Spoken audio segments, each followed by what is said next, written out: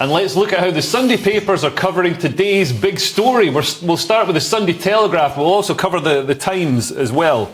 Lewis. Yeah, Sunak, far-right thugs and Hamas sympathizers disrespect our heroes. It's a nice, it's a nice spin. There were 2,000 demonstrators. Yet, and I don't know what they did. Basically, they were prevented from walking to the cenotaph. Yeah. Right, I'm watching. Nailed it.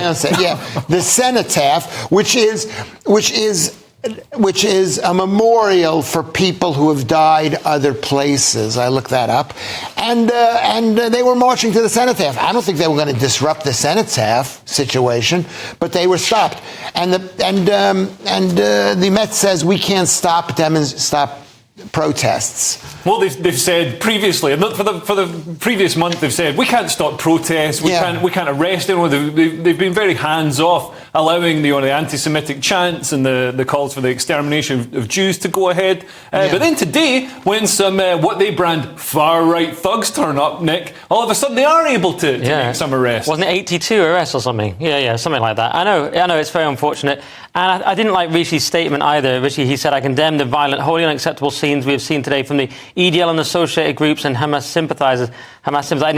This is this strange idea about the EDL. It's effectively not been a thing since 2015. Right. I'm not some EDL apologist, but I think there is a bit of a difference in my mind between groups who are sort of anti-Western, hate our entire way of life, hate Jewish people, if we're honest. Not everyone in the marches, of course, but a certain number. Yeah. And then there's basically some lads showing up to sort of getting a bit carried away, who in many cases were the kind of people who fought in the wars, working class lads who fought in these wars. And I don't think they're all far right. And it's not like there's some Nazi group, which is also alien to us. They're not like neo-Nazis. They're just basically lads who are saying, no, this is our tradition. And maybe some of them are getting a bit carried away, but I don't think it's equivalent. Yeah, absolutely. And I think if Hitler came back today and he had to pick between the two marches with a blindfold on, he'd probably pick the ones that were seeking to exterminate, to eliminate Israel and kill Jews. And holding swastika signs, by the way. There were some swastikas today, like mixed with the Star of David and stuff.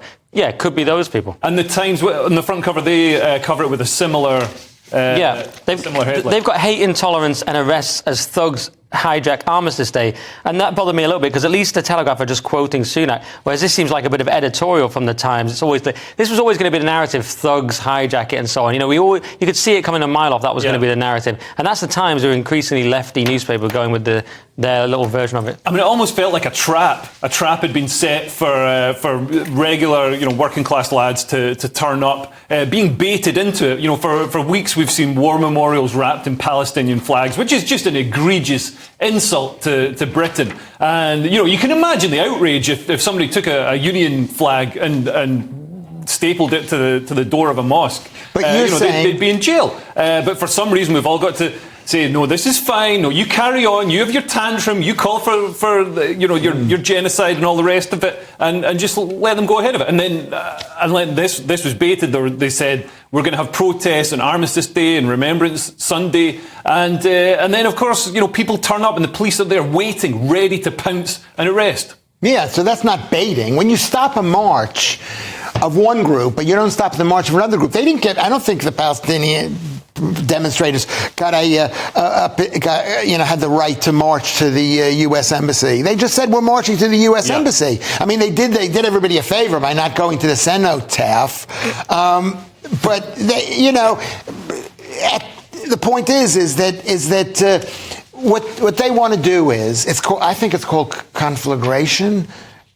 What is it called? When you mix things together, they're just trying to say there's an equality in the whole thing. It's saying our side is just as bad. And when you do that, you're basically killing yourselves. Yeah. I just like, before we move on to the next story, like to point out that these supposed far-right yobs were silent for the 2 minutes. They paid respect to the fallen soldiers. Right. So I think we should recognise that.